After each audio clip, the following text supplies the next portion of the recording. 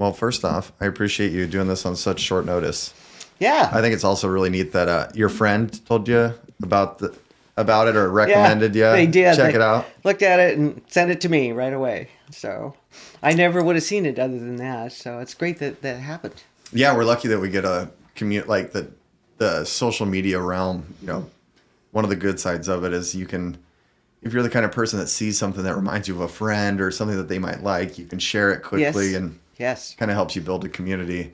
And I've been wanting to visit, so people don't know what we're talking about. I put a post out looking for somebody that was involved with NASA or space in some way.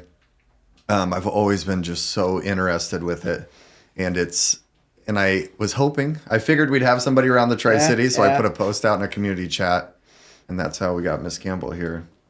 So please call me Jane. Oh, Jane? Okay, I can do that. Absolutely. Okay, we're buddies now. You betcha. First name basis. So I appreciate you doing that.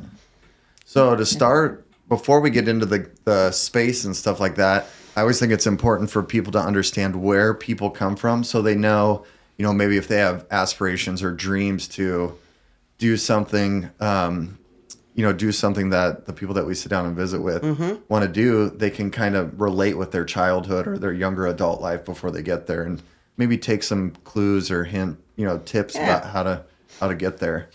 So I was born in 1952 in Philadelphia, but I actually grew up in Montana, first in Glasgow and then Billings, and then eventually we moved out to a farm.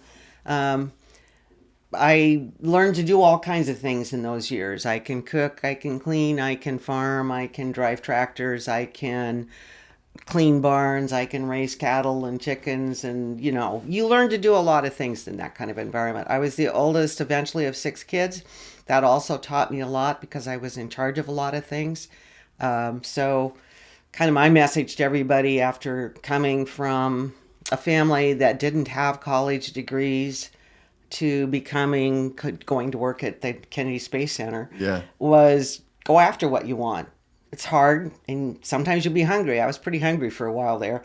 But you get a lot of help from other people. You can help other people.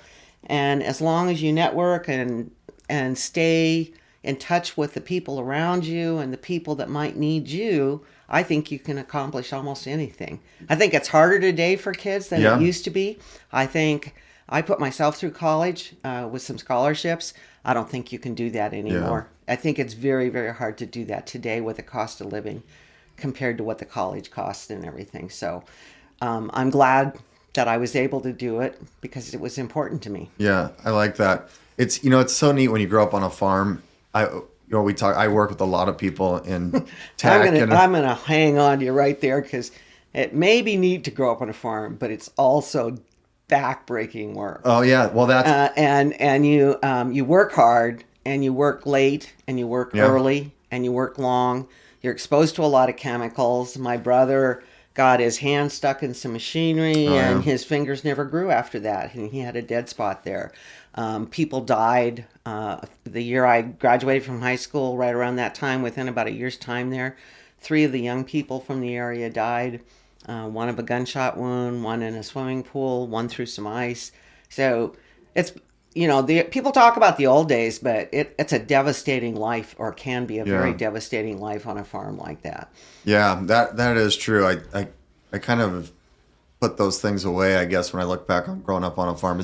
I look more of like how much you learn, or you have to learn, and you learn in a very out of the box way because you only have access to so much stuff. Yeah. And so you really learn how to deal with what you have. But yeah, I definitely agree with that. There's a lot of accidents. You talk about people that fall into grain elevators and things like that, or suffocate. And my brother was the one who did most of that. We had stacks of hay. We didn't have bales of hay, and he'd be up there and they'd drop a rattlesnake down with a fork full of hay. Oh man! And I didn't have to face that, and he didn't ever die of it. But that's tough stuff. Oh, and you guys shoveled the hay into the barn? Forked it, yeah. So we had a big fork on our farm all, and you went out and lifted up the mows of hay and then dropped them over onto a stack that then had to be stacked just the right way so the rain and snow ran off of it. Yeah. And the hay was still good underneath. What did they call that in the barn when they used to put it in loose like that? Was Oh, it shocking it? No, a hayloft, just a hayloft. A hayloft? Yeah, Yeah. but didn't you guys have to make it settle in a certain way or something? You have to make it settle a certain way, and that's why I say my brother would be up on the haystack Okay. from the very beginning, building it up so that everything was sorted out evenly and Yeah. loosely, and that you didn't have big clumps of it here and there. Yeah. Because then when you took it out, you wanted to be able to take it out the same way. And if you let it get wet, although Yep. we lived in Montana, the hay would be no good. Yep. So even though it's a dry climate. And there were things like when the year I was 13, we raised sugar beets, and I was put out with beet topper and told, take it apart and put it back together, and here's your deadline. And if you need parts, let us know. Here's some extra keys and stuff to replace things as you go along when you find them worn out. But you better get this done. Yeah. And I had never taken it apart before. I had never seen it taken apart before. And I did it. Yeah. And that's probably eventually one of the things that made me think I could be an engineer. Yeah. But boy, that wasn't pretty at the time. My mom wouldn't even let me in the house. I'd come back covered with grease. And she'd take some soap outside and give me some buckets of water. Yeah. Tell me to go for it. Wash before you get in the house. So then I grew up a part of the time in Billings, Montana, but then we moved out to the farm when I was 10 and went to a 2-room school. There were 5 kids in my class, and there were 26 kids in the whole school, all 8 grades. And then when I finished 8th grade, and that's boring. I mean, people think it's fun. It's boring. Oh, yeah? By the time I started in 5th grade, boy, by the time I got to 8th grade, I knew everything they needed to do. I had memorized all of their class stuff. And we had a teacher one year, this isn't even in my notes anywhere, but she argued with us. My brother and I were 1 year apart. So I would have been in like 6th grade. He would have been in 5th grade. And she's like, all the major railroads in the United States run north and south. And we're like, no, miss, it's east and west. Yeah. No, it's not. It's north and south. Yeah. And then she'd stop talking, and we'd go over to the encyclopedia and check it out. And she'd know what we were doing. She told my mother. She had a special conference with my mother to tell her kids read too much. Oh, gee, and that's something. So that's what you can get in a 2-room school. Some of them are great, but they're not Little House on the Prairie all the time. Yeah. So I would agree with that.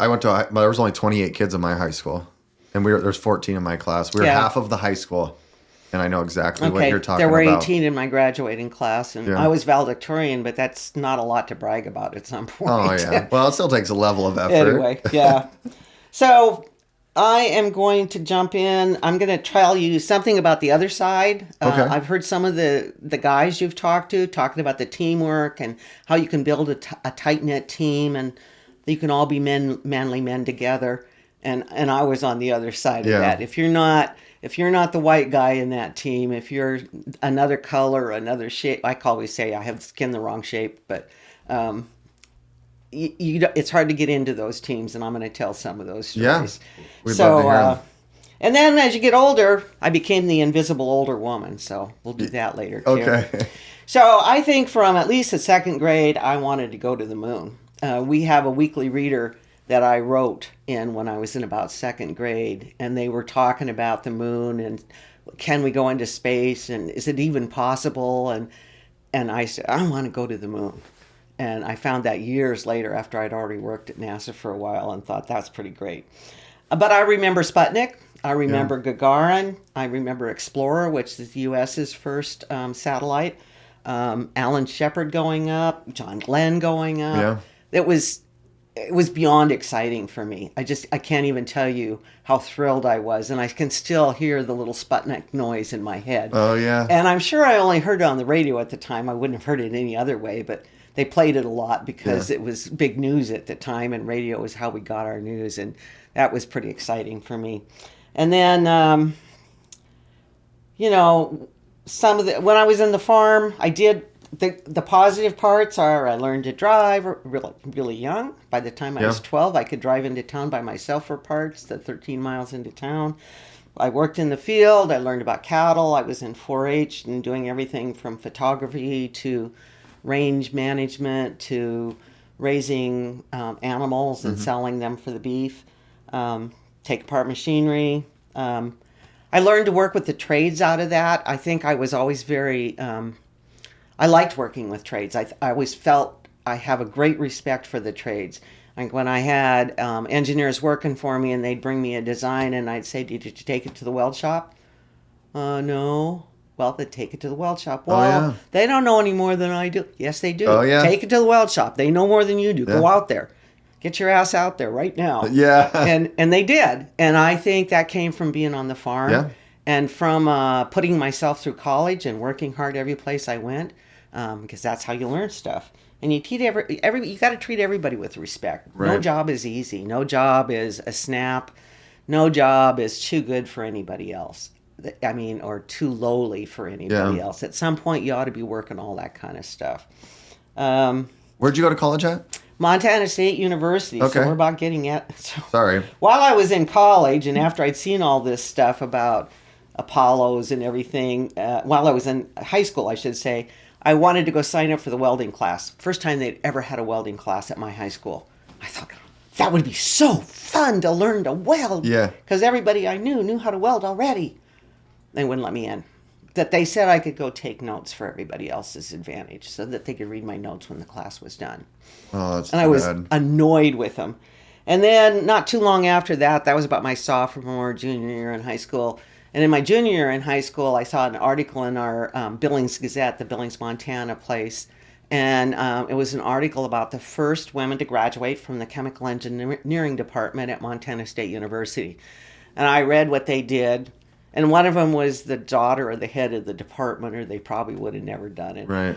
And I looked at it and went, oh, that's what I want to do. That just sounds so cool. Because you get to have chemicals and you have machines and everything's good. And let's go have fun.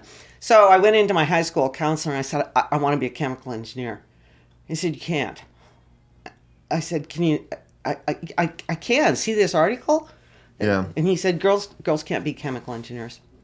I said, well, can I at least look at the file? And he said, no, you can't.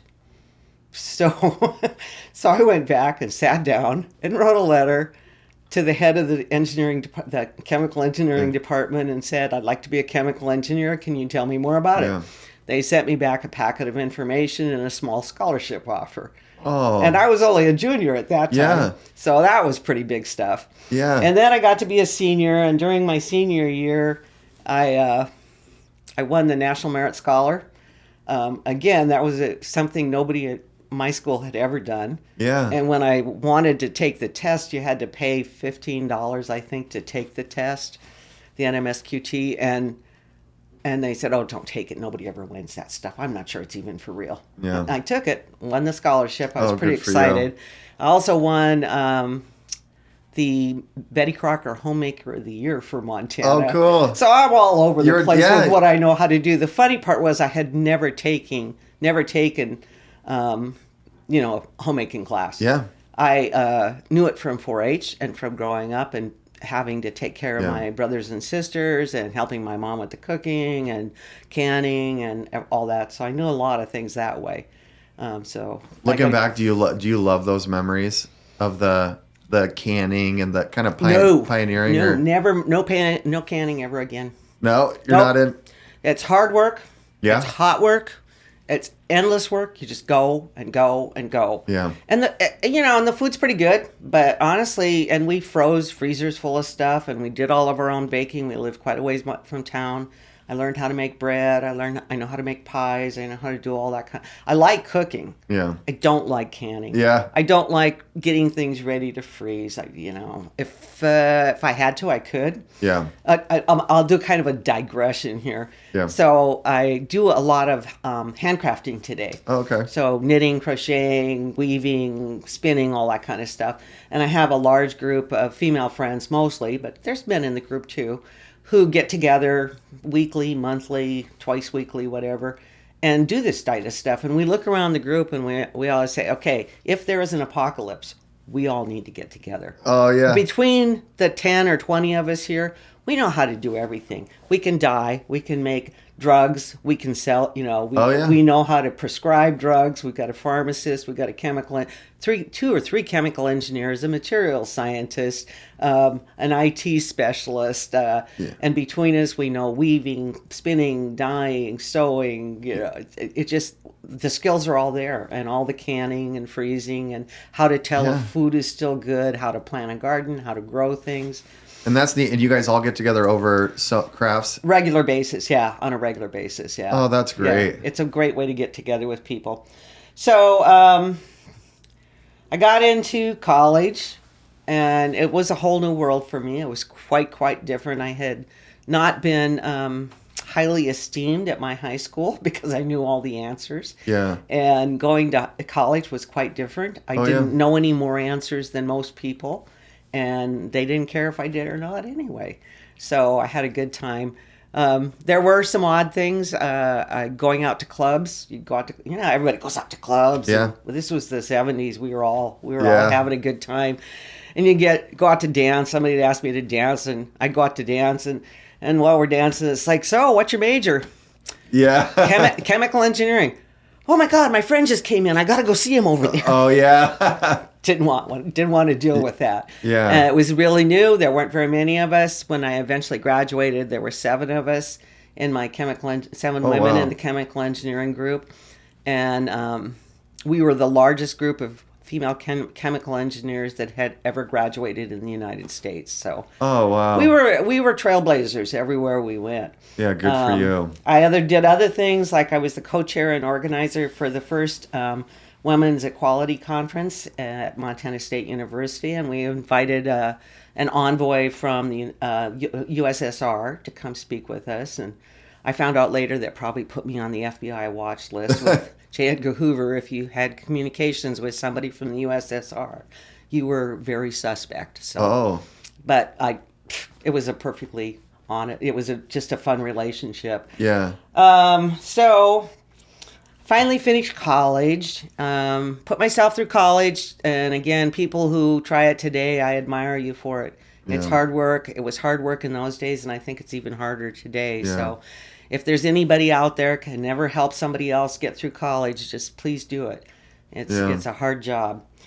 And I got a job at an oil refinery in Los Angeles. I loved it. Oh, that's quite the change. It was a great job. It was very interesting, very challenging, a lot going on.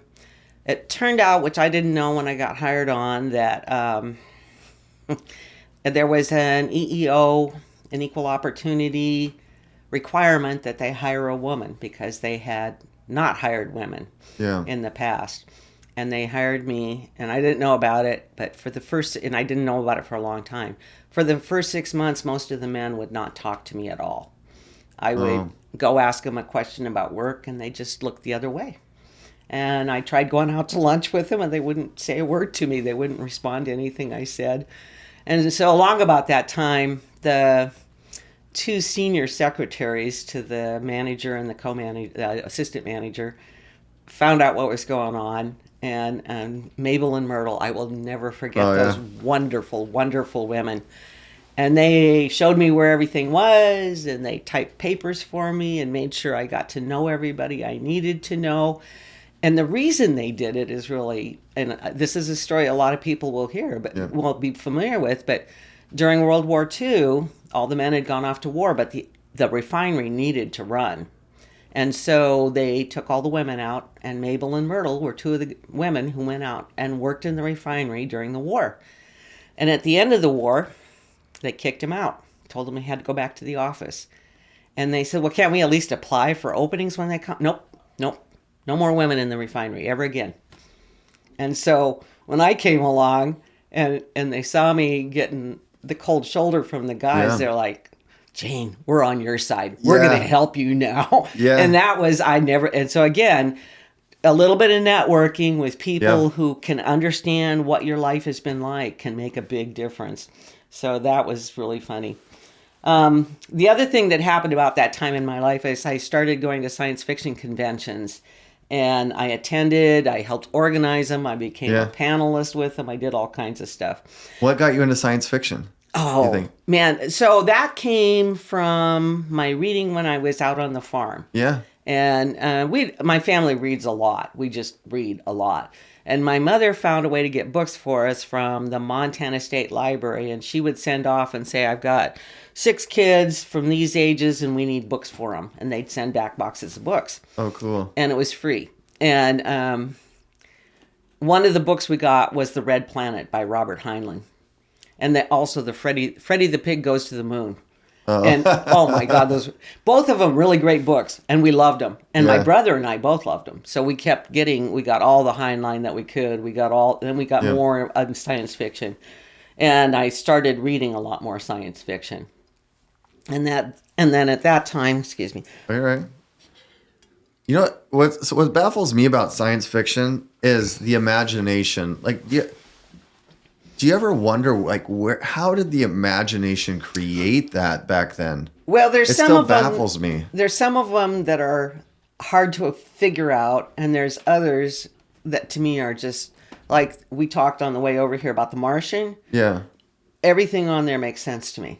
Everything in that book, there's nothing that's so imaginary I couldn't imagine it happening. Yeah. And the habitat, and most people have seen the movie The Martian, and it's all there. Things like Star Trek, that's real easy to imagine. Yeah. I mean, because there's going to be other. If we ever get out there, maybe there'll be other things. Maybe there won't. I'm very interested to find out. Yeah. Star Wars, that's like in another universe, but it didn't break any rules anywhere really. Oh, okay. So there's, but then you get into the whole, the one, there's just, and there are some writers that are somebody wrote one about being on a heavy gravity planet, and the life form was Robert Ford. The life form was bugs that were about half an inch tall, and they could withstand really high gravity. And it was a really good book. Yeah. But how do you imagine that? I know. Another one that was like that, Fred Pohl. There's some writers out there that are just astonishingly creative in what Yeah. they come up with. But once you get talking with them, when you see a bunch of science fiction, and I know quite a few Yeah. science fiction writers, when you sit around and talk with them, the more you talk, the more the ideas come up, and the more the brains go, "Oh, let's make a story out of that." Oh, And so that's it's neat. really cool to watch. Yeah, I bet. It's very fun. And that's why I started going to conventions. I met a lot of people. I got to know a lot of the writers in the Los Angeles area. Became friends with them, and it's a very invigorating environment to be in. There's a lot neat. going on. There's people talking about a lot of different things, and I still go to them. I like them. Yeah, that's great. So that was my first ones. So I was at the refinery, just to give an example of how much technology has changed. One of my jobs was short range planning for a year and a half, 2 years. And I did a program that ran the economics of the refinery based on the crude oils we had coming in. What were we going to get out in terms of diesel, jet fuel, gasoline, things like that. And gasoline, regular versus unleaded at the time. There were those were a big deal. Yeah. But we ran it on a linear program that ran in Texas, Beaumont, Texas. And we put in what we wanted. We marked up a dot matrix printout of it that was on those great big old sheets. Oh, yeah. And then we'd give it to the people that put it onto cards, and we'd have boxes. Every run we made ran with boxes and boxes of cards. So we had a whole room in the back of the refinery or in the back of the offices where these people were punching the cards Yeah. to run it out. And then they'd send all the information to Beaumont, and the big computer there would run it overnight. It always took overnight. And then we'd get back a stack of printout like this, and we'd go through it. And then we'd go, "Oh, shit, we made a big mistake. We got to start over." And then we'd figure it all out, and get the new cards made, and send it out, again. and wait overnight again. So that was it was very interesting. I also learned a lot about programming and interactions between different kinds of control systems. So we had, we had distillation is the heart of a refinery. Right. And we had distillation towers, so you have to learn how things happen in them and the differences, temperature control versus temperature monitor versus, temperature alarm. and then all the pressures and everything. And we worked some pretty high pressures there, and we had high pressure hydrogen, so we learned safety. We did have a big fire while I was there. And but that was where I started out there. Nobody had talked to me. The first guy that really talked to me was a supervisor in one of our operations units, the hydrogen units that I was assigned to. And he got to like me a lot. And he really broke the ice everywhere else for me. Oh, good. And he was somebody I could talk to, and we just talked business. Yeah. But he would talk business. If you knew what you were doing, he wanted to talk to you. And if you had an idea for him, he would listen. And once he demonstrated respect for me, then a lot of things changed there. Oh, good. So that was a relief. And then I went from there to a pharmaceutical company. I was the energy manager there. Biggest project there was, I have another story at Mobile. I love this story. So I like to drink. I'm a bourbon drinker. I'm a straight up bourbon drinker. Let's not even put any. Oh, we should have got some. Oh, I can't drink anymore. We had a thing, and the oil company had 2 people from every refinery in the world that they had, including Venezuela and Germany and places like that. And so we all got together every day and went out to dinner, and we all sat and drank together at night. And first bar we went into, I asked for wild turkey, and they didn't have it. So we went, and he said, "Come back tomorrow night, we'll have it." So we came back tomorrow night, and we drank it. And what they didn't, and I weighed about 125 pounds then. Yeah. And I could outdrink any of them. Wild turkey. We had to pour some of them in, because the guys from Venezuela and France and Germany, they were not going to let some little slip of a thing. Yeah. So we had to pour them into taxis and help them get home. And the next morning, when we had to go into class, they're like, oh, don't turn on the lights. It's too bright. And I enjoyed that part. Because you shouldn't try to outdrink somebody, It doesn't matter who it is. You shouldn't just be doing that. That's not a competition. It shouldn't. Yeah, it's something you can't win. If somebody else thinks they can outdrink you, they probably can. So, anyway, and then from there I went to different things. I ended up in Denver, a couple of kids, husband, blah, blah, blah. Yeah. Ran into, and decided to go back to work after my kids were a little older. And one of the most fun interviews I had was for a company that made bricks. Oh. And, just regular building bricks. Yeah. And they had hired a company. They were having trouble finding candidates, and they had hired a company to help them find candidates. And this company took me in I went for 3 interviews, I think. And one of the things that came out of it was that you had to work on the brick line. And they said, "Can you lift 40 pounds all day long?" And I said, "Yes, I can." Yeah. And they said, "Are you sure?" And I said, "Yeah, I grew up on a farm. I'm pretty sure I can do that." Yeah. And they said, "We need you to do that if you want to work here." I understand. Yeah. I accept that challenge. And then the hiring company called me back about a week or 2 later and said they've canceled the requisition completely. All of the people that applied for it and got into the top 5 were women, and they didn't want any women in their group. So then I had to, but ultimately that worked out good for me. So pay it forward. I was walking around one of the old big job interview things, job fair, and I stopped to look at a picture of the space shuttle, kind of like the emblem you've got here. Yeah. And the guy standing there said, "Hey, you want to come work for us?" And I said, "Oh, I'm just looking at your picture. I really like space stuff." Because I started an L5 Society, which was a community activist group for space development. Oh, okay. I was really interested in building. It was named after putting a living cylinder at the L5 point where it's stable, and then having people live up there. And when we were looking at all the ways that could happen and everything, I thought it was really interesting. I still like to see it happen. Yeah. But I had been very involved with those. I'd been out going and talking to the Denver schools about the space shuttle and the telescope and all the different programs. I used to speak once or twice a week, every week, at the Denver schools. Oh, cool. And that was really fun. The kids were so much fun. Yeah. And everything from kindergartners up into high school. And then during that time, I also had developed a program for women in mining about what you can do for asteroids and mining asteroids in the moon. And I absolutely prefer asteroids. I'm going down in history on that one. Okay. The moon is okay, but it's kind of useless for Yeah. me. That was a big argument at science fiction conventions all the time.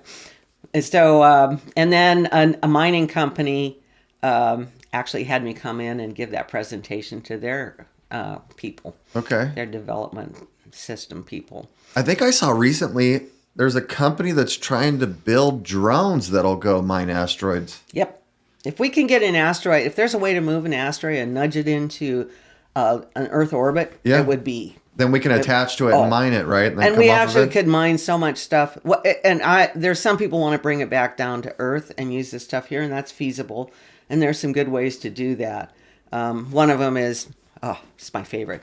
You can aerate aluminum or any metal when you're in space, because it will, when you have microgravity, if you mix the small air bubbles together with a metal and then harden it, the bubbles stay in the metal. They don't come out as it liquefies. So you make something that's lighter than water, and you shape it like glider, basically, like the space shuttle almost, and glide it back in and land it on the ocean, pick it up, melt it down, and you got great stuff. So anyway, a lot of fun stuff. And so I did it. I did a lot. I had a lot of information in my head about the space program and different parts of the space program. So the guy was interviewing for somebody, and I also had some experience in hazardous waste, and he wanted somebody to run a hazardous waste treatment system that had been built there. And I said, yeah, I can. That's right inside my wheelhouse. I got all that. And he said, okay. And I said, but I wasn't really looking to move to Florida. And he said, oh yeah, you should move to Florida. Yeah. This is in propellants and life support. You're going to like it there. Yeah. And I said, well, and he made me an offer right then and there. And I went home and talked to my husband, and we looked at the kids, and I told the guy I got to fly down and see what housing there is and everything. So I flew down and took the job and started in 1985, spring of 85, and got down there. And again, it was just like, they didn't expect me to be there. He forgot to tell a guy I was going to work for I was going to show up. Yeah. The NASA people weren't ready for me. We were a subcontractor to NASA for ground support systems. Okay. And but I went out and looked at the hazardous waste treatment system that somebody had the misfortune to have built, and it was about the worst piece of shit I'd ever seen. Yeah. The piping was bad. The piping supports were inadequate. There were things where you're supposed to be able to take things off at different levels, and instead they'd made all the spouts around at all the same level because they didn't know any better. I mean, there were things they couldn't read drawings. It was just. And my boss was like, is there way to save it? And so I did a cost estimate for them, and they said, nope, I guess not. We're not going to save that one. Yeah. So we found other ways to do it. And then I moved on and worked with other things in propellants and life support. I had responsibility for tankers and got all of the tankers into Department of Transportation compliance, which it had not been. I worked with K-bottles. What were the tankers carrying? Were they carrying like... Everything. That's what I wondered. So we had everything from sewage treatment, sewage tankers to liquid hydrogen, liquid oxygen, hypergolic fuels. In fact, I'm going to get into the fuels in a minute. Oh yeah. But they had on a government complex like that, you are not required by law to be in compliance with DOT. But NASA had said they wanted to be, so they put me on that job. And we were all in compliance. It was a matter of placarding and doing some checks annually and stuff. We had high pressure gases. We carried hydrogen and oxygen, high pressure gases too. We were the people that brought in the tankers for every, those big round balls that you see at every shuttle launch. Yep. One of them has oxygen, one has hydrogen, and we brought in wave after wave. We brought 10 waves of 10 tankers each to fill the hydrogen tank. And every time in between a launch, you can go one day and you're okay, but after 2 or 3 launch attempts, depending on the time of day, you have to have a hold while you refill and top everything up. Okay.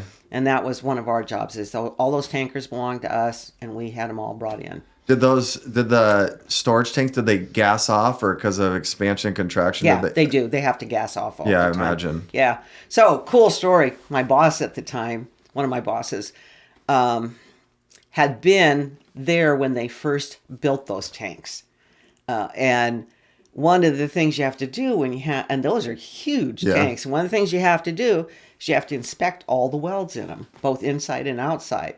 And so he was one of the people, they put a rowboat in, and they filled it with water, and they rowed around inside it. They would keep filling it up to work it with? Yep. And he got to row around inside that sucker while they filled it up. Cool as fuck. I would love to see cool photos as of that. Fuck. Yeah. Well, they don't. Yeah, no pictures. Yeah. But so the guys there, they had good stories to tell me about things that had happened. And the Space Center turned out to be one of the least misogynistic places I ever worked. Guys, if you could do your job, you were part of the team. Yeah. And I liked that a lot. And I didn't expect it there because we're deep in the South, number one. And almost all the guys come from Georgia or Bama. Yeah. But, boy, it was a great place to work. Yeah. And so I did K bottles, which are like welding bottles that hold oxygen, hydrogen, nitrogen, whatever. We had to do a whole inspection and refurbishment program on those. So that was a pretty long program. Let's see, what else am I forgetting I did there? And this is in 85 probably? From 85 forward. So in 1986, I was there. It was January 28th, and the office building we were in had lost its heating system, and it was so cold we couldn't work there. Wasn't it like 20 degrees in Florida or something that day? And the ink for our drafters was freezing. It's when we were still doing vellum on drafting, and they couldn't draw anything because the ink was frozen. So they took us all over to another building, which happened to be the headquarters building, and we were all standing outside when Challenger launched. I don't know if I can even hardly talk about this. It was my birthday. Oh, your birthday is January 28th. Yeah, so January 28th, it's my birthday. Somebody came in and gave me a model of the Challenger that morning. 34 years old at this time? At that 34th birthday, yeah. Yeah, 52 to 85, 36, 30. It would have been 86. Whatever. Yeah, 34. It was 84, yeah. Or 86, right? I mean, 34 is 86, yeah. Wow. And they give me anyway a plastic model of the Challenger that said, "We're going to light the biggest candle ever for your birthday today." Uh-oh. Just like, my kids were in preschool, and they took all the kids out to watch the launch, and they saw it. We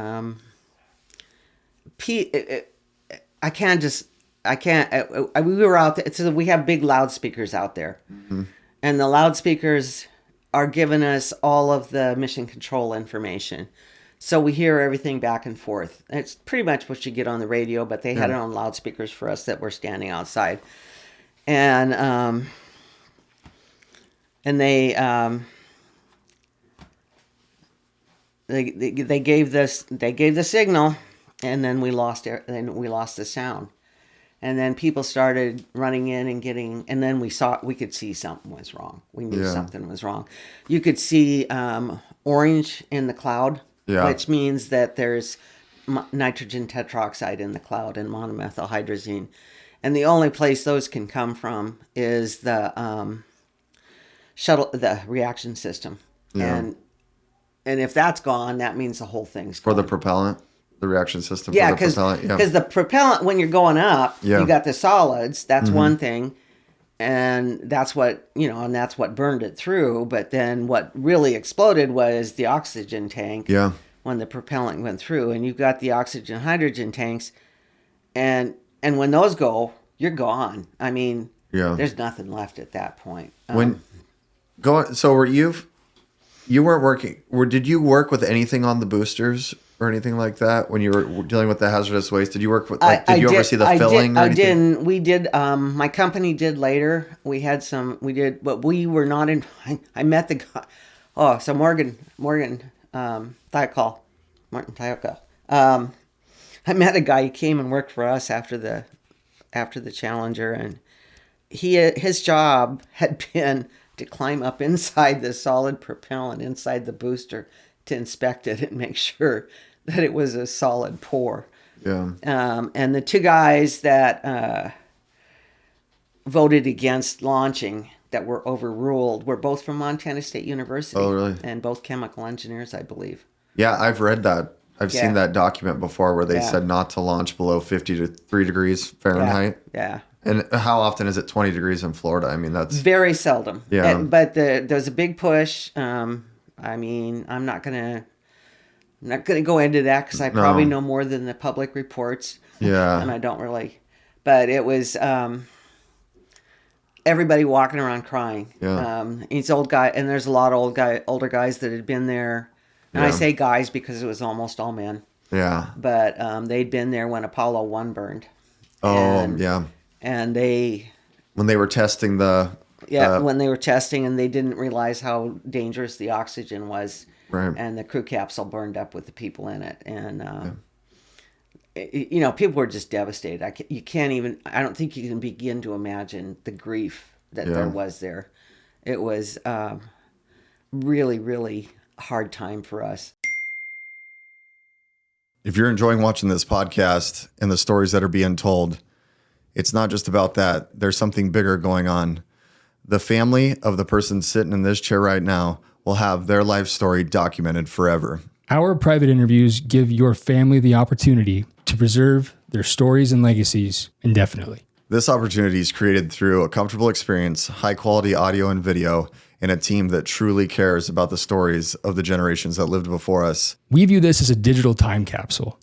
It offers you the opportunity to preserve your family's stories, not only for now, but for generations to come. There's something to be said about hearing stories from the individual who lived the stories, and to hear it from the cadence of their voice, with their facial expressions. We have the unique opportunity where we can do it by video call, we can do it in person in the studio, or we can pick up our studio and bring it to you. We should never take the moments that we have with our loved ones for granted, no matter their age. The most consistent regret I hear is that people do not record their loved ones. If you'd like to purchase the opportunity for you or your loved one to sit down in our studio, do a video recording with us, or for us to come to you, please check out www.wrinkledwisdom.org.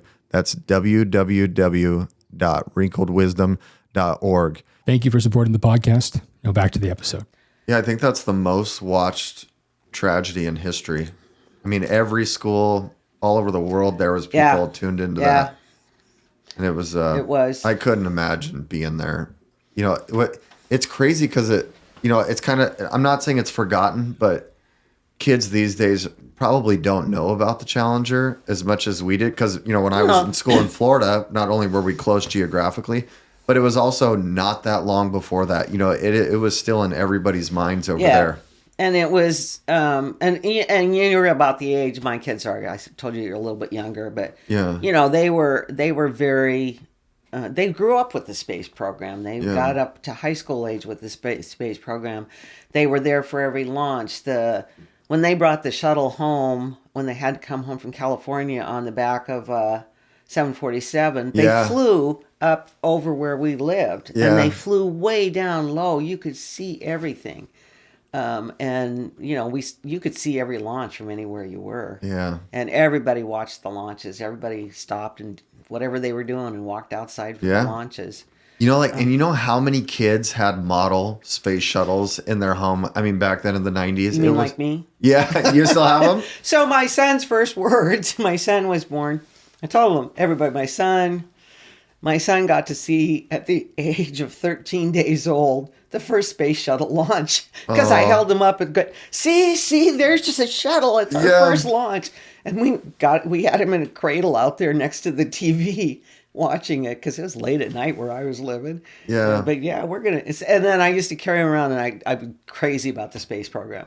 And there's a shuttle, and so his first word was shuttle. Oh. It wasn't mama or dad, it was shuttle. Yeah. Which I thought was pretty good. Yeah, good for you. Yeah. Anyway, that was it was a devastating time. The return to flight program,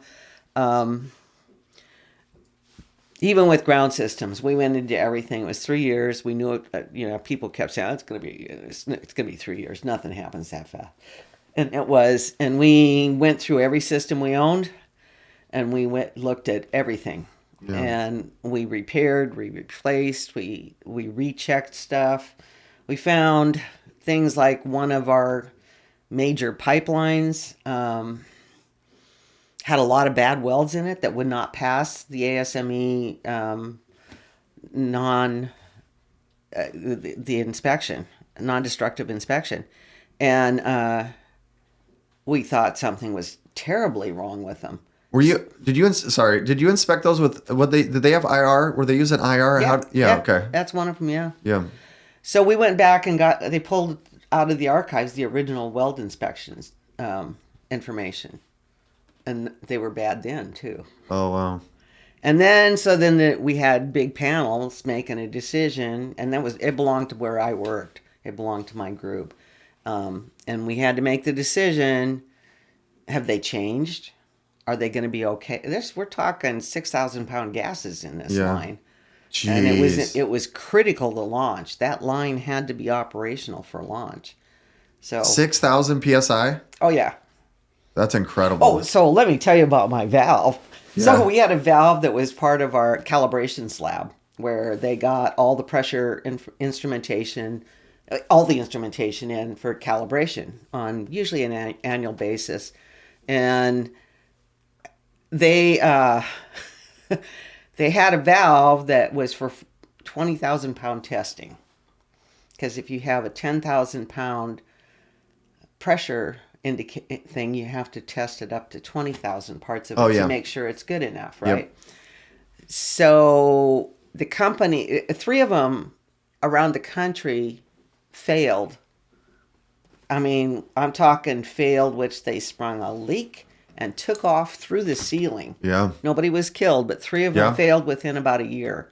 And so the company quit making them. Yeah. So we couldn't get them, but we had to have them. So I got hold of a guy. They tasked me with trying to figure out how to make one. And I got hold of a guy at the Bureau of Standards, and he had a drawing for it.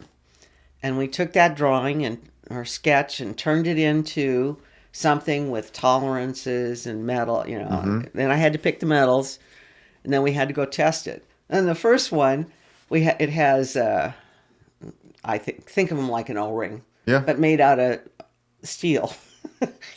Stainless steel. Yeah. Pretty good quality stainless steel. So we get it up to pressure or closer to, 20,000 pounds or something. And we've got this whole setup to test behind so nobody dies. And they melt. You can just sit there and see the stainless steel melting under the pressure. Yeah. Oh, it was. We all went, I'm glad I got to see that. Yeah. So then we had to go pick. I went and got a different material and spent some time with a material specialist. And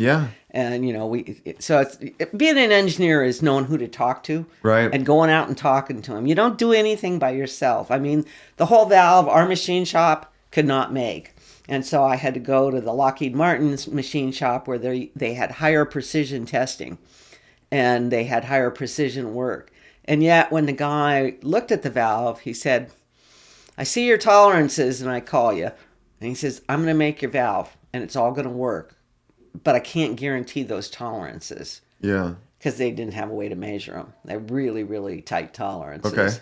And I had to do things like tolerance buildup, which, if this one is over and this one's under and this one's over and this one's over and this one's over, will it work? Yeah. And you have to have all your tolerances to make that work.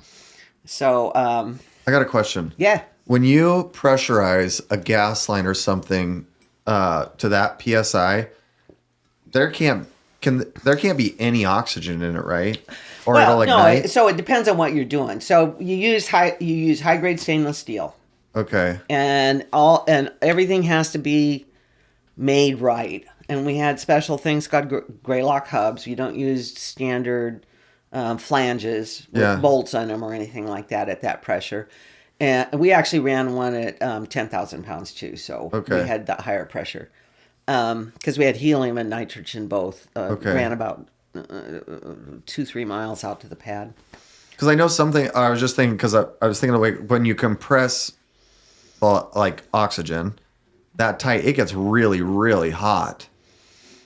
Like So- I mean, the way a diesel engine works, right? So yeah, you have to have the right kind of compressors, and we had a huge compression facility that was the closest thing to the launch pad. They were the closest people to the Okay. launch pad for any launch, because they were even closer than the people in mission control at the building. So yeah, but you clean everything out with nitrogen or helium depending on okay. the pressure you're going to. And the reason we add helium is so in ordinary places you can use nitrogen in your instrument box to keep your instruments from leaking oxygen out. Yeah. But when you get cold, that nitrogen turns to slush. And so you have to use helium, which has a much lower freezing point. Because if you want to do liquid oxygen, I can't remember the number for it right now, but liquid oxygen is turns nitrogen to slush.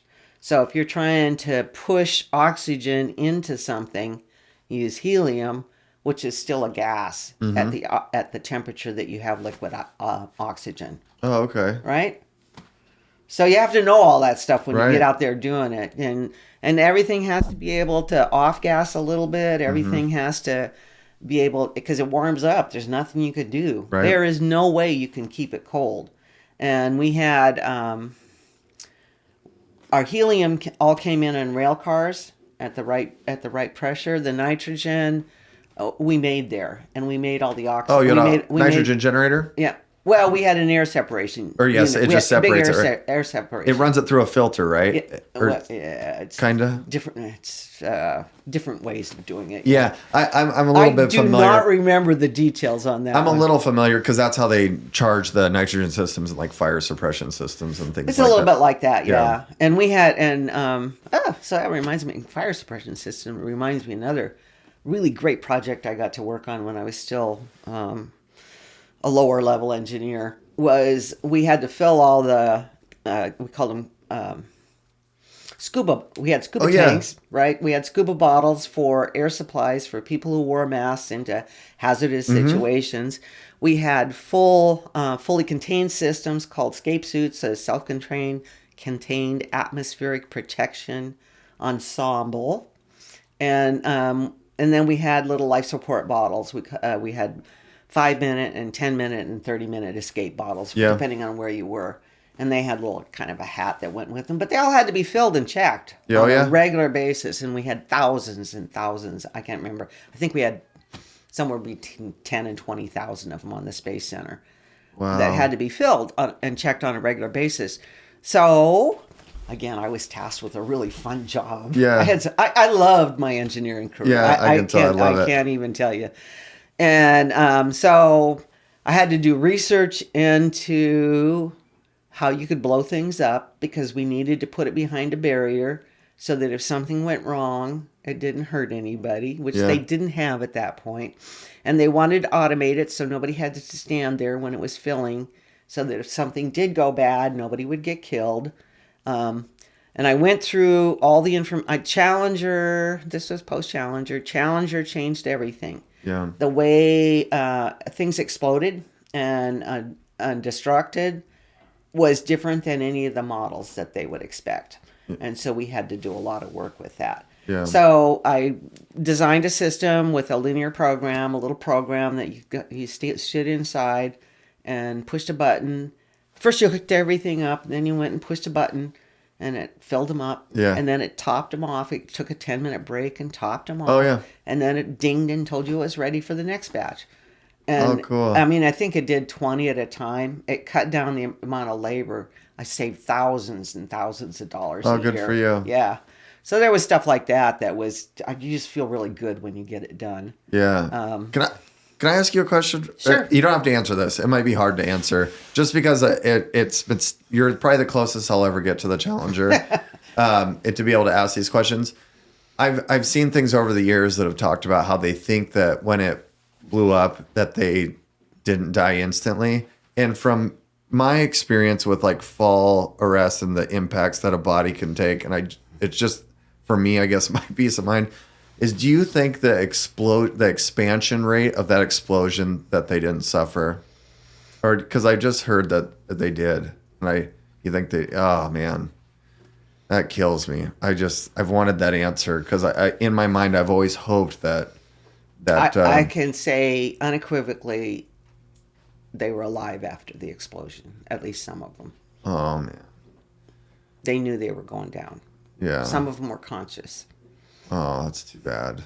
So I did see. I didn't mean to bring it back to that, yeah, but I had to take the opportunity. Reminds me. So one of the things they did for us, because we needed, it was kind of like a funeral, is they had to put together all the pieces they could find a Challenger in one of the big hangars at the Space Center. And they assembled all of it so they could do a root cause analysis and what went wrong and what they could do better. And after they were finished and getting ready to bury Challenger, they let us all go and walk by like you would walk by the coffin of a president or somebody. And that was very it was hard, but it was very meaningful. Yeah. And I like the way you put that. It was and the kids, they gave the kids, they had people come in and talk to the kids, and they drew pictures. Mine seemed to come through it just fine. They tell me today, they knew it was terrible. The hard part was my friend and I went home to my house. The kids were still in daycare, and we sat and watched video of it. They turned us all loose, and we went and watched all the video that came out over and over and over again. And then it was my birthday, and somebody had made a cake for the kids. I had to go pick up the kids at daycare and have a happy birthday with them.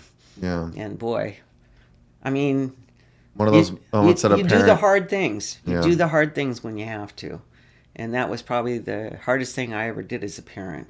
But it's we don't ever hear those moments. You don't hear those moments from the other people that were involved. You do on some of the documentaries and things, but you don't think that, hey, maybe somebody had a birthday and had to go pretend that day, especially when your kids look up to you and you don't want them to think, what's wrong, Mom, or...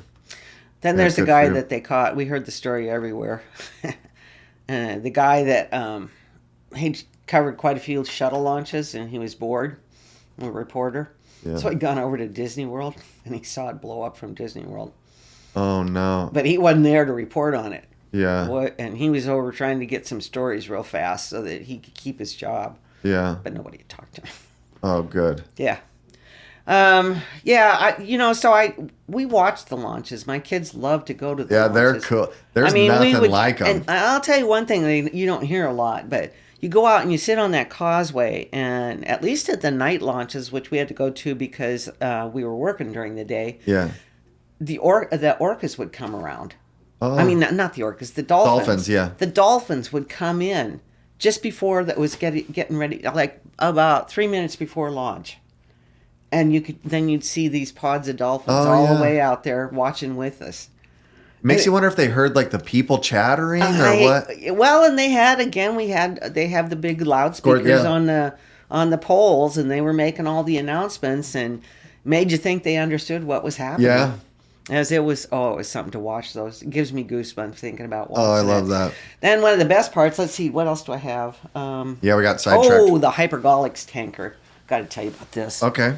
I'm going to show you a picture. So, you can swing that out if you need to. Yeah, I will in a minute. They had a tanker that was the only tanker that was approved for nitrogen tetroxide over the road, and it had been under warning by the U.S. Department of Transportation for years. And the year was coming up, and somebody in the Air Force was supposed to take care of it, and they didn't do anything.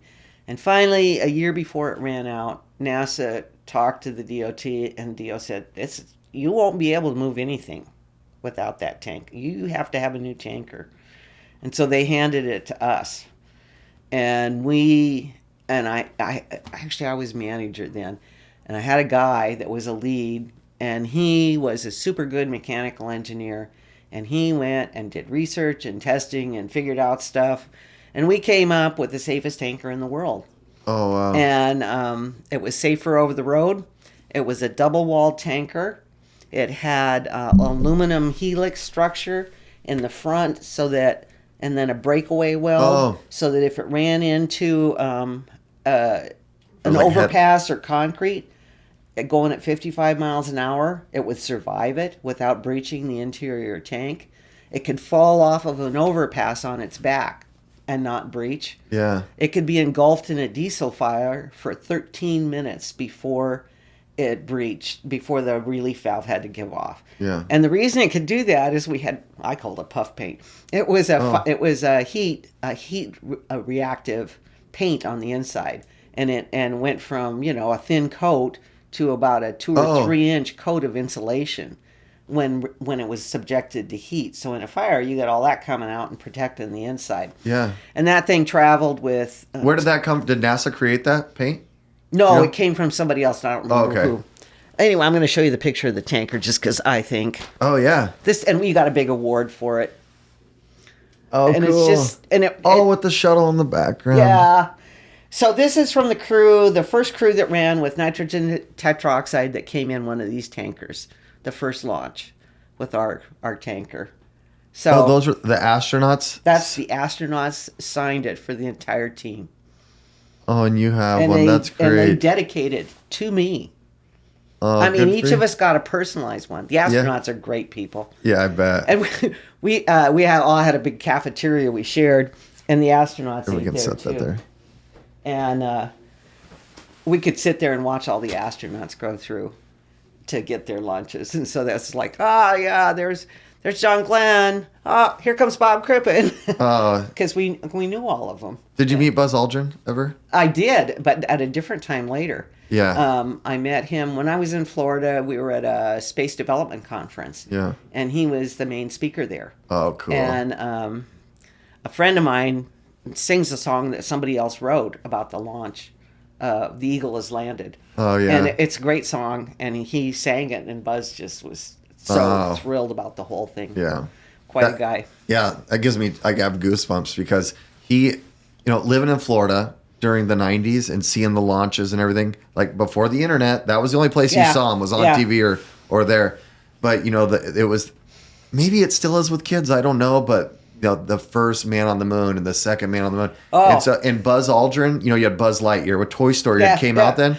And so Buzz Aldrin and his personality from what you hear over the years, but he's always been, I wouldn't say an idol, but somebody that when his name comes up, you always just, it's a global respect for that man. It's just touchstones for everything. Yeah. The first landing on the moon, I was out in Oregon with my cousins, and we were catching crabs out in Winchester Bay, Oregon. Oh, yeah.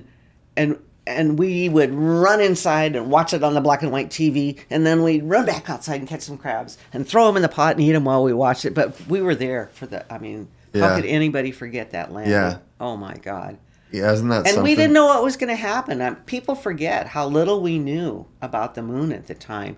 There was theories that they were going to sink in the dust. Yeah. There were theories, there was all kinds of theories. It was a pretty unknown at the time. Yeah. But boy, how exciting was that? Incredible. And the whole lead up to that, over the years you read and you watch documentaries. I think there's a movie out, was it Buzz? Is that what it's called, Buzz?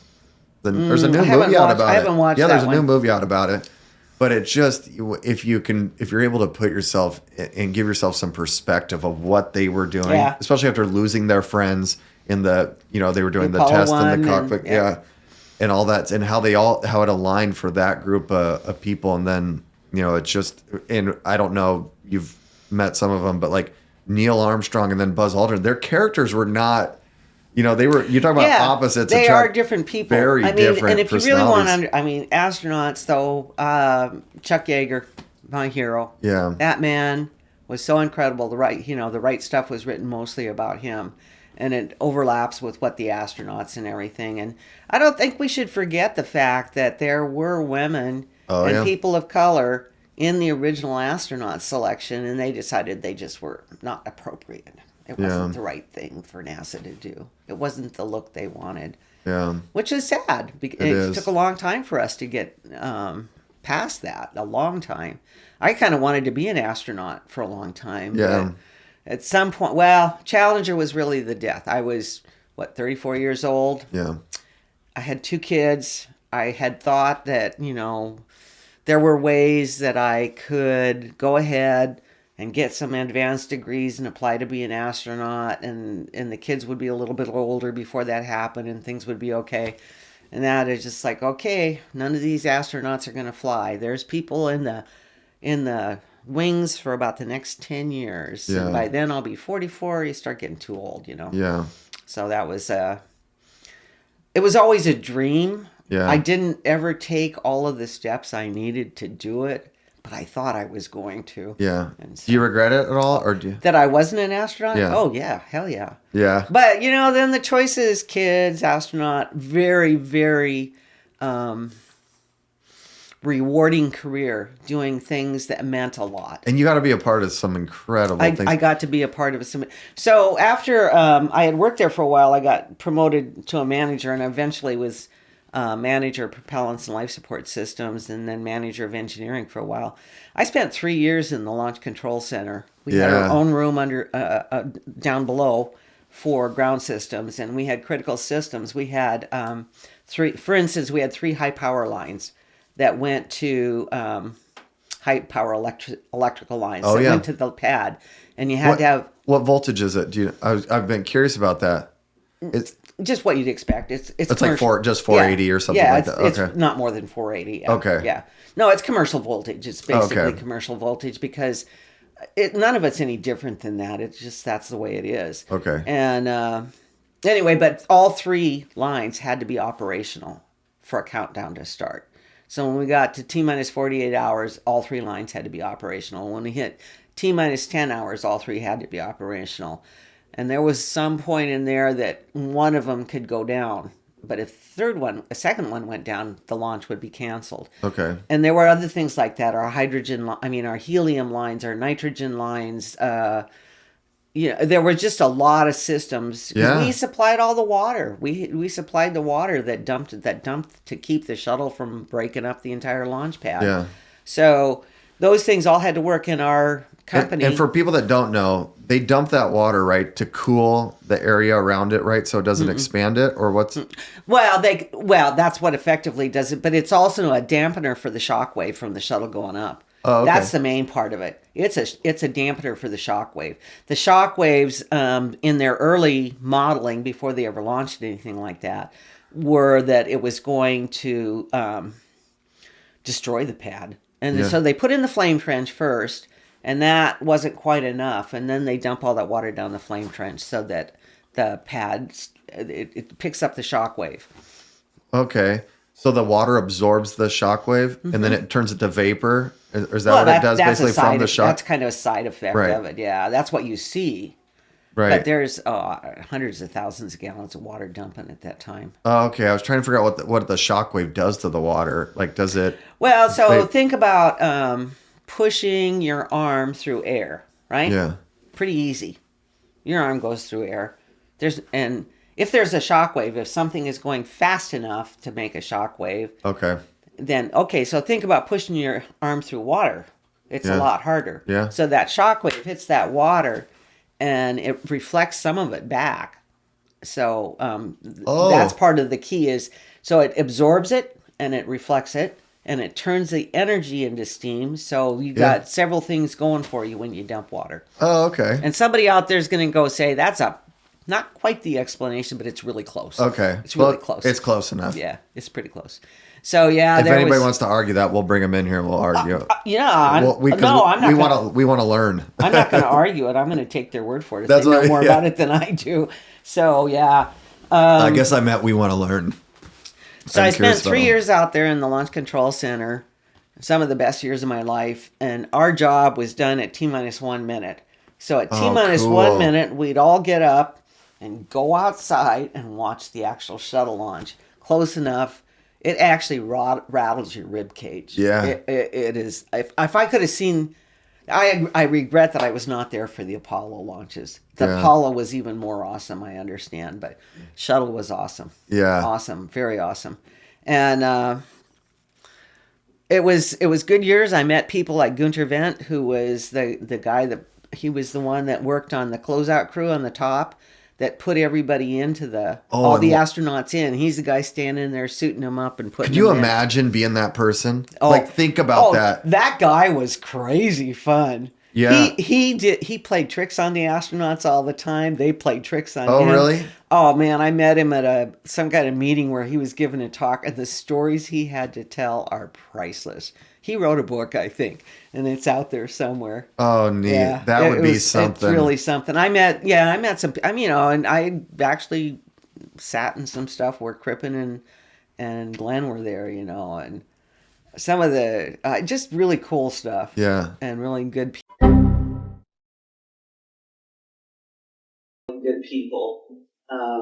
A lot of the guys I worked with had been there for 30 years. Yeah. And They saw the Apollo missions through. They saw it from Mercury and all the way through, and it was great, for them. Were those people humble? Like, did they understand the magnitude of what they were doing, or were they very humble about going about it? They were very humble, but they were very, very proud to have been part of it. And to feel like my boss that I said took the boat around. Yeah. I mean, he was just excited to have been part of that, and it was pretty exciting to work with people like that. I also worked over on the Titan side, and with Atlases and some of those.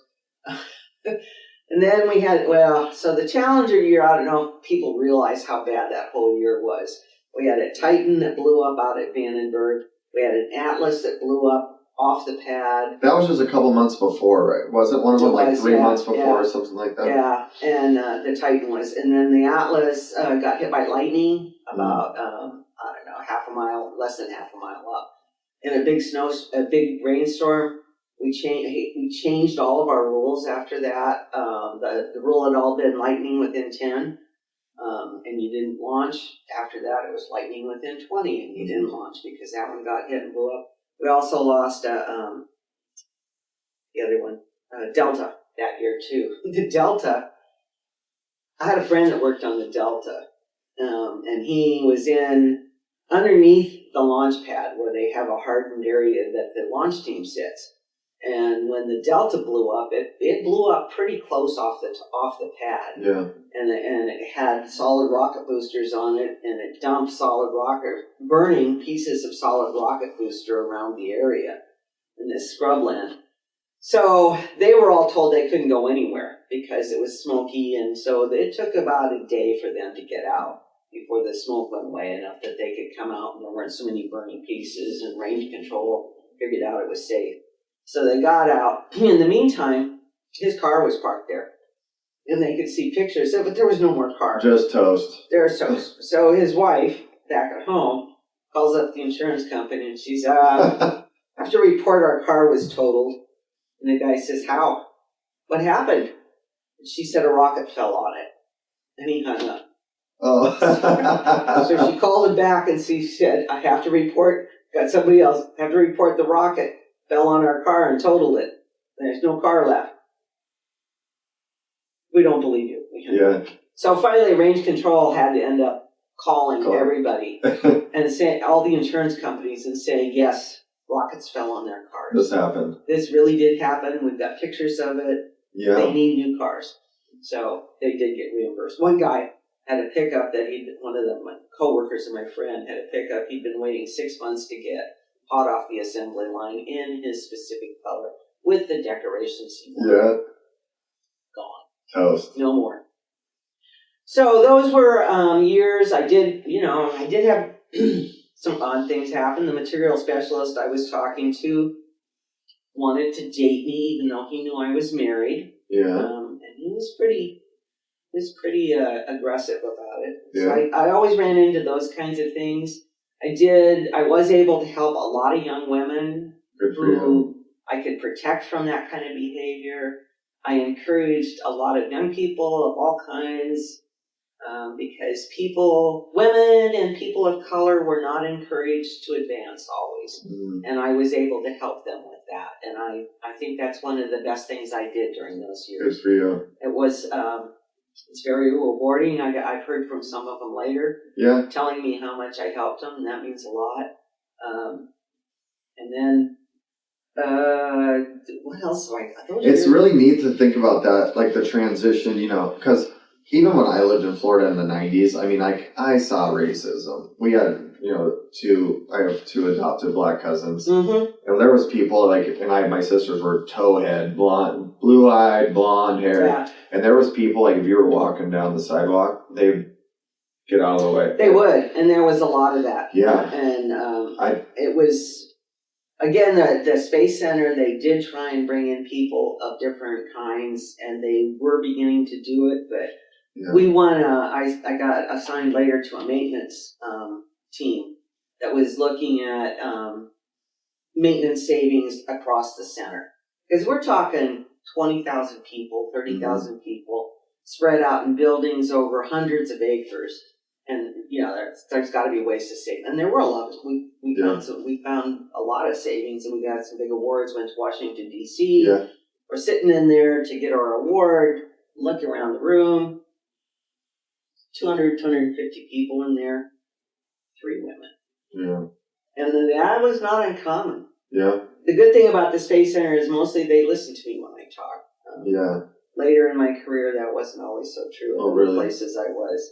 Hanford here, it's one of the most misogynistic, racist places you can work. Really? The stories I've heard from the women there and the lawyers around here won't even take a case because none of the judges will give them a judgment on it. Oh, that's too bad. And I hope that's changing out there, but I've heard some. I think so. I don't know. My girlfriend just started out there not long ago. There are people that have done. There are areas that have been fine. There's other areas that are not fine. I can see that. I didn't think so because I've never really thought like that. I've never had that mindset, and I think it was when I lived in Florida growing up. The school, it was a melting pot. We were close. We were in Jacksonville by Mayport. So there was people from all over the world really that went to school in our classrooms. And everything was yes, ma'am, yes, sir. We didn't call anybody by their color. We called them by their ethnicity, like if they were African American or Latino American. That's how we were taught in that school. And it was a great thing. Well, and I kind of, then I went back to a school where there was nobody. There was one kid who was half Indian, half black. We didn't really think anything of it there, really.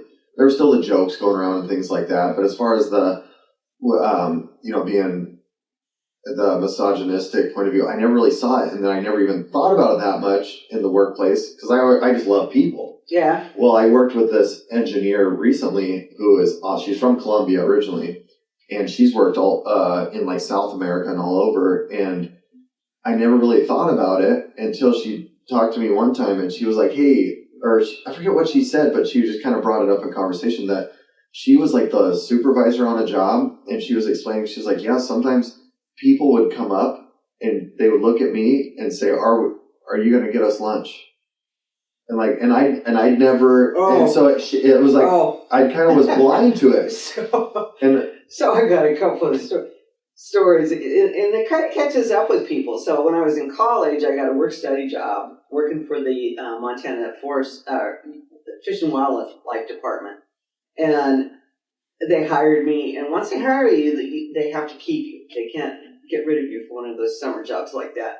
So I go up there, and they hand me to the secretary. And what I'm supposed to do is fill in while the secretary is gone for the summer on medical leave. Yeah. They forgot to ask me if I could type. Yeah. And I can't type. Yeah. And she wanted me to do things with like 5 carbons. And I get one sentence done in an hour while I'm writing out everything.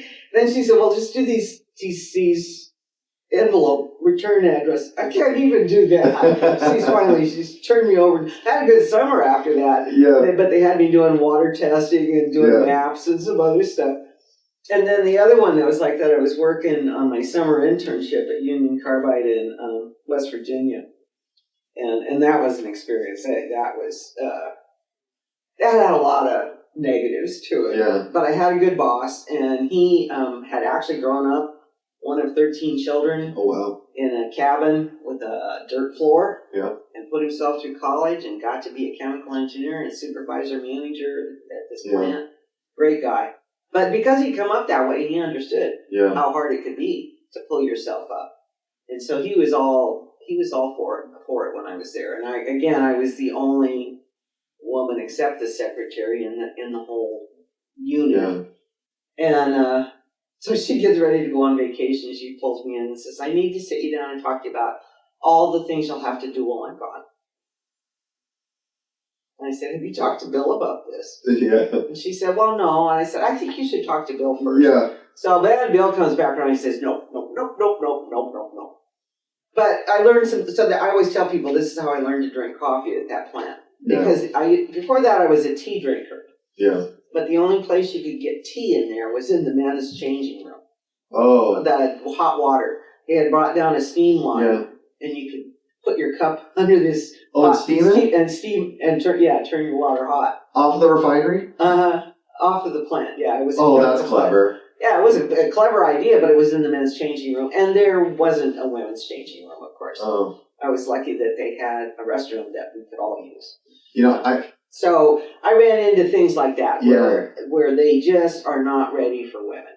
Well, it's stories like that is why I do this, is because I think it is so important for society to understand it took a lot of people to go through a lot of uncomfortable experiences to pave that path that we're on. And that's it wasn't that long ago. It wasn't. I mean, we're talking the 1970s. And like I said, it still happens. And it still happens. Yeah. Now, let's go on. It's getting better, but I can talk to you about the places I've worked more recently. And again, I thought it was pretty bad here when I worked for Hanford. Yeah. I thought, and the other women I talked to at PNNL and Hanford both there's some good areas, but there's some other areas that's just like they don't want to even be there. Yeah.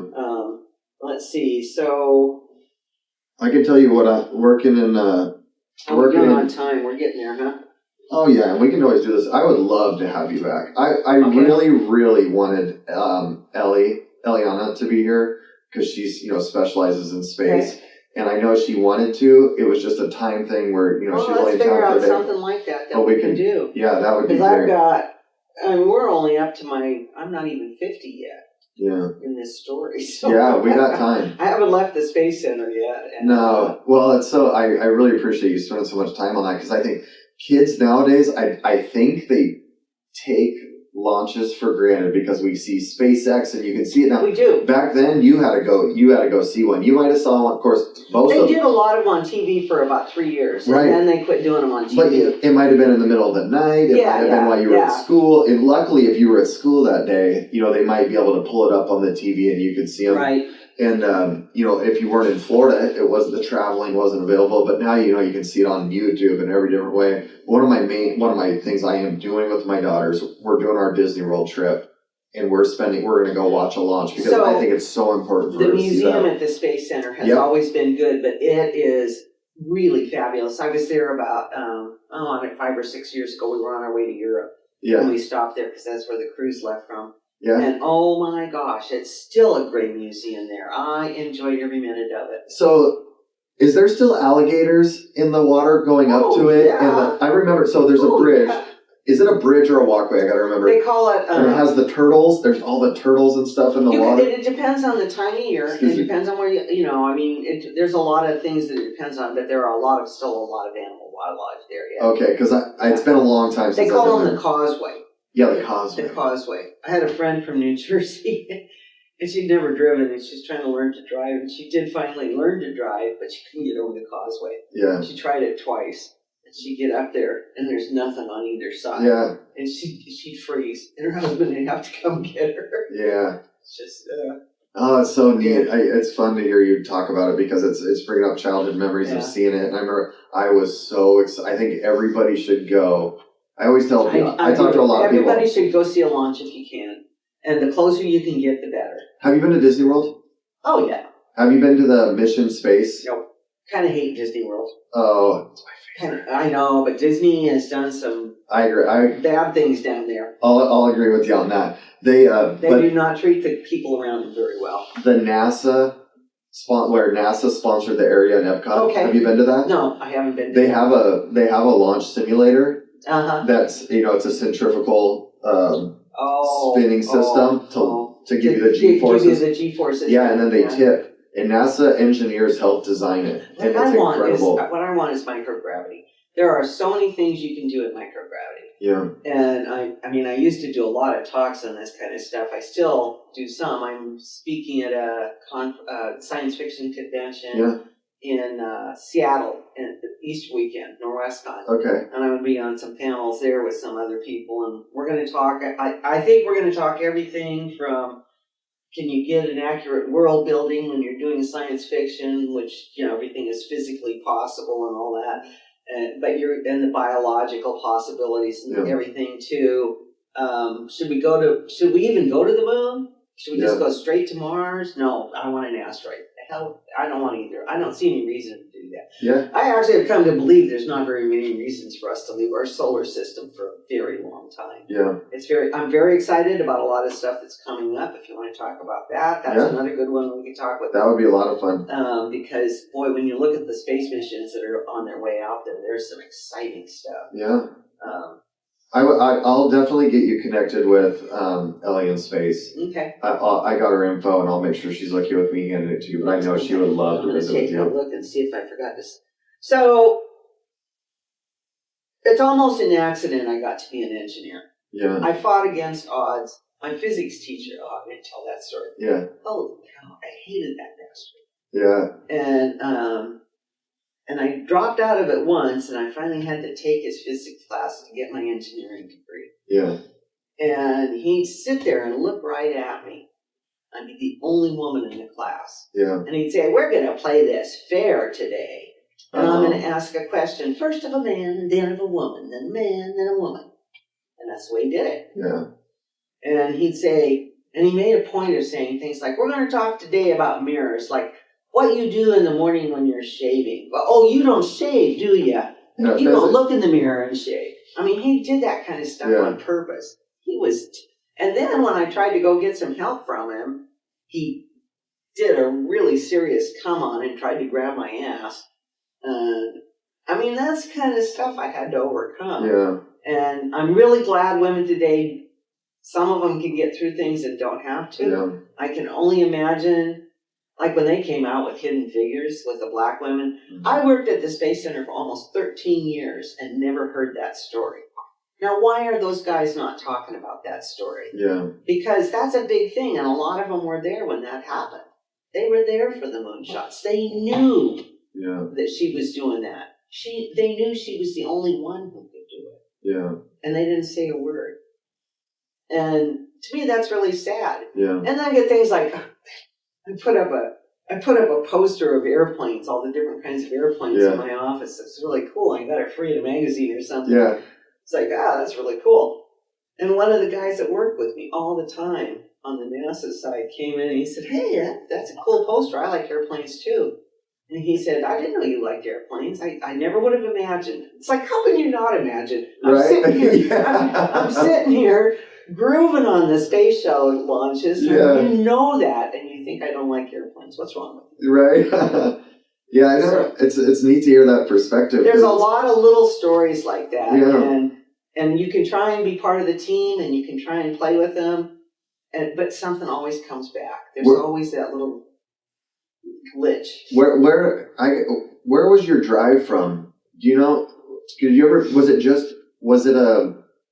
it your gift, or do you think it came from somewhere? A lot of it was my gift, and I love chemistry. I loved chemistry, and I love taking things apart and putting them back together, although not under pressure.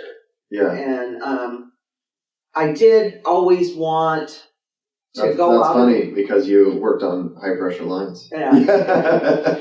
Oh. Funny. Oh, that's bad. So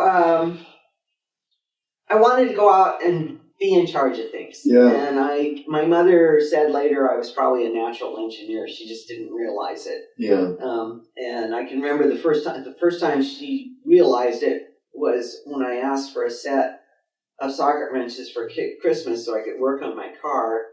I was in college. I finally got them. Yeah. And that was when I was like, okay, Mom, now you know that I really am going to do this and be this person. Yeah. I always liked doing my own work on my car. Were you ever into cartoons or anything as a kid? We weren't allowed. Oh, you mean like watching the Saturday cartoons? I don't know. Yeah, we watched the Saturday cartoons, yeah. Jane Jetson. Oh, yeah. I'm all about Jane Jetson. Boy, we're getting close to living that life here pretty quick with these drones flying around. Maybe. Yeah. We're still missing some big pieces of it. Yeah. And when you look back on them, those are all about Jane staying home. That's true. George going out to work. Everybody's white. Everybody's pretty. Everybody's high income.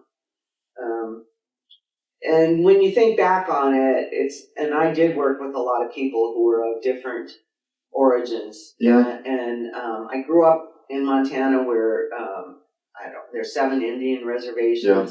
We played them in our basketball teams. We saw them all the time. They were treated horribly. And they went to the Indian schools that we later found out all that terrible stuff happened. We had braceros from Mexico that came up to do the sugar beet planting and thinning to get them ready for so that they grow well. It was hard work. They took hose out and went up and down the row all day long. Terrible, hard work, and they were treated very poorly. Yeah. They had trouble buying things in town at the grocery store. People didn't want them in there. Yeah. It's. I feel so lucky now. Well, in many ways, but because I work for AWS and it's a very, very diverse culture. I mean, people from all walks of life. Today it is. Yeah. Well, today it is. Right. And the other day, I was at lunch with 3 other people. So it was me, somebody from Belarus, somebody from India, and a girl from Nigeria. Yeah. And wait a minute, wasn't she a woman from Nigeria? Yeah, a woman. She's young. Yeah. And we had so many laughs. And I was sitting there thinking, I was like, you know what is just international is humor. And that is really special. I instantly, I think I called my grandma not long after. I'm pretty close to my grandparents, and I was telling, because I knew her dad was a Swedish immigrant, and her mom's, I think, parents were immigrants. And I knew that she would just love it because she's always loved culture. And I think I kind of get that from her because she always is fascinated by all these. And that's one thing that fascinated me. We had some books that showed the world. They were just pictures of I always wanted to see the world. I wanted to get out.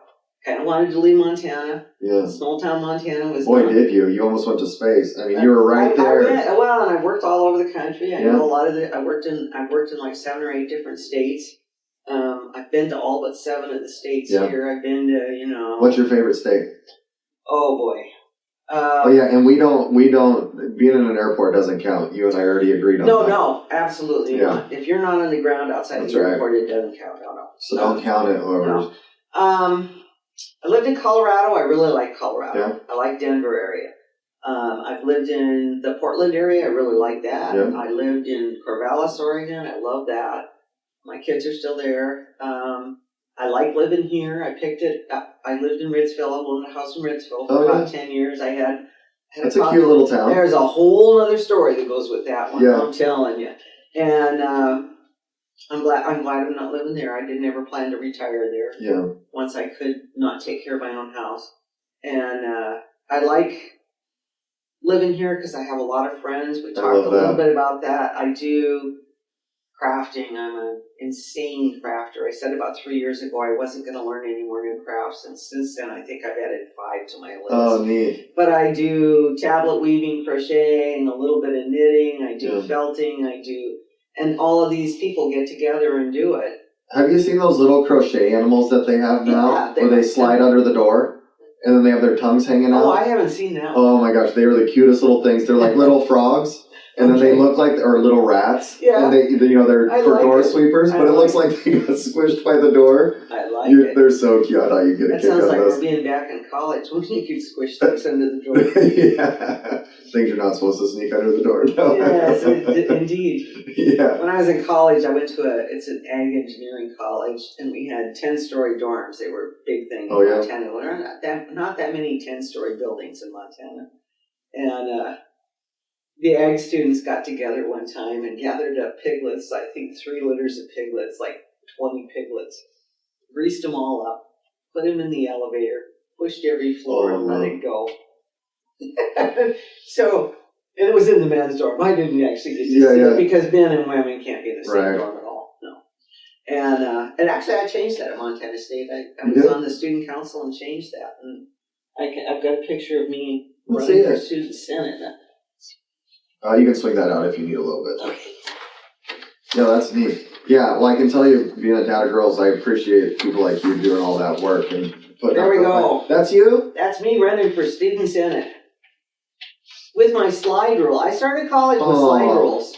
That is a great photo. That's a slide rule and the chemical engineering guide to the world.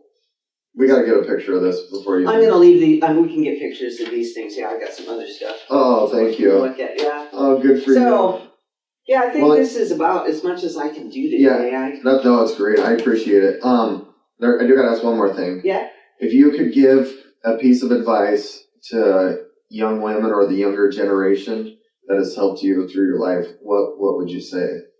Keep trying. Yeah. Even when it's hard, even when you're hungry, keep trying. If you really want something, figure out what you want and think about why you want it and how you can get it, and let other people help you. I love that. And you don't have to do it on your own. Let other people help you. I love that. We say that consistently on here, that, it's you can be independent in a sense, or you can be driven and have willpower, but you're never truly independent. Somebody always helps you. It's like me telling the story about Myrtle and Mabel. Yeah. My golly, they didn't get what they wanted from the refinery, but they helped me get what I wanted from it. And I bet you they never imagined that you'd be sitting here talking about them this many years I'm pretty later. sure they didn't. I'm pretty sure they never thought that. But the gratitude for those women and them understanding my situation and helping me was really important. Well, and those are the little ones. I mean, so people always think it's the guy, the president who mentors you or something that gets it. That was the secretaries that helped me. Yeah. Oh, I love that. And I have high regard and high respect for anybody at any job. I did a lot of waitressing in college to get myself through college. So waitresses, they get pretty good tips from me. Yeah. Oh, good. Well, I appreciate you giving us the time on such short notice, and I hope we get to do this again. I do. I think I have a feeling there's a lot more to talk about. Oh, there's a lot more. I'd love to get into the deep science of things, that because I love to learn. We'll see how much I can remember. And I don't know much. So I loved engineering. I just and we talked a little bit control systems. Yeah. And all. I mean, there's a lot more in my life. Well, we'll get some time to think about what we talk about next time. We'll get it scheduled. Thank you. Well, thank you. That was easy. You enjoy it? Oh yeah. No, that can't you tell? I just talk and talk and talk. I love it. Yeah. Try and show. Oh, that I had chills a lot of times. I loved hearing you talk about. I loved hearing you talk about so much of that space stuff, because when I was a kid, that was